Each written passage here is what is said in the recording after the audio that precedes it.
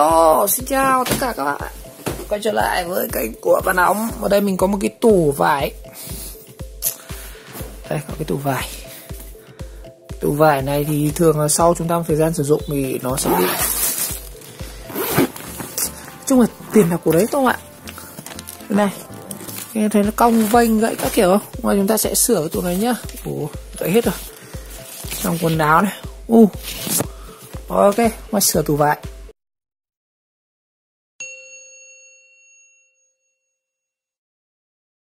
Đây ông xem này. Ôi dồi ôi, gãy hết các thứ rồi. Khung sắt tỉ mọt. Cái này của nó, cái vách này của nó có cái vách đứng ở đây cơ, nhưng mà rụng hết rồi.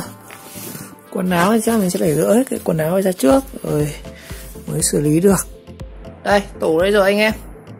Tháo ra giờ còn một nhúm này, bây giờ nói chung là cái này sửa cho vui ấy, còn thực tế thì cái này nó rất là rẻ, nó chỉ có tầm khoảng 150 là anh em thì mua được cái tủ mới. Nhưng đây thì mình chủ yếu là mình thích vào vạch ấy, thử xem nó có sửa được không. Giờ chúng ta sẽ dựng lại xong rồi xem thủng đâu hàn đấy, hoặc là cắt tiếc thì vá sắt vào nhá. Ok, bây giờ mình sẽ dựng nó lên.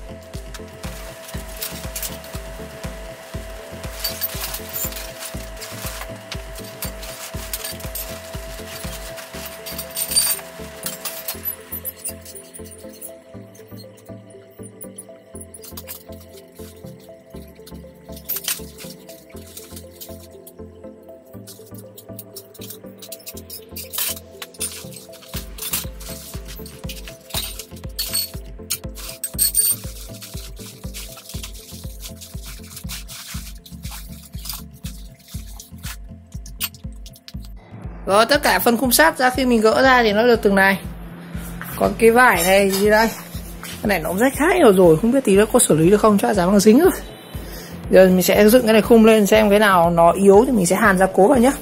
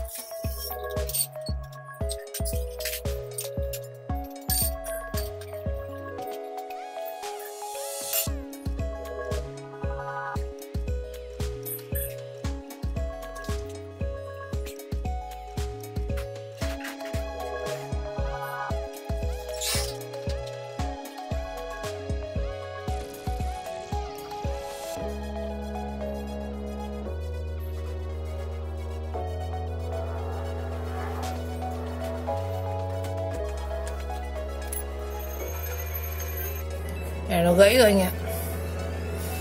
Sẽ hàn lại cái này bằng keo đi.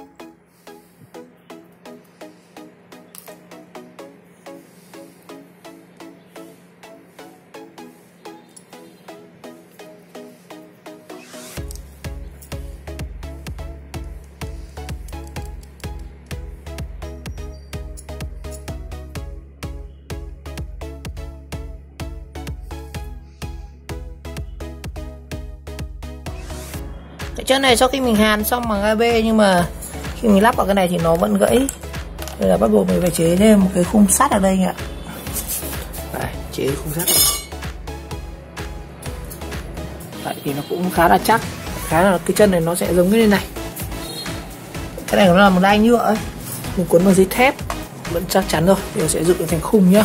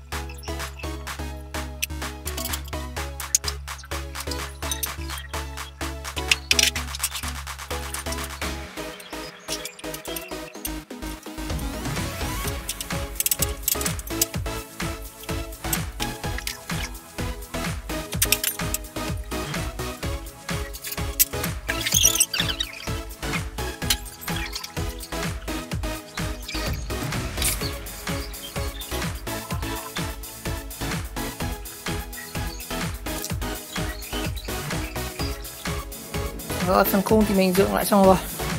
Có vài chi tiết nó hơi cong nhỉ. Cho nên mình sẽ thêm một cái chân này nữa cho nó khỏe. Làm thêm một chân nữa anh ạ.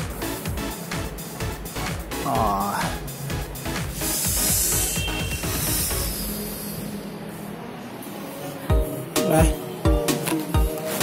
Cái này thì thực ra là hàng phế thải thôi. Và mình cũng, cái này không hàn được anh ạ, nó sơn ở đây mình không hàn được. Đang kiếm phương án để cho cái này nó cứng lên. Rồi, đối với cái bạt này thì chắc là dán băng dính rồi không ạ? Đây, nó bị rách mất rồi. Mình sẽ dán băng dính ở bên trong nhá.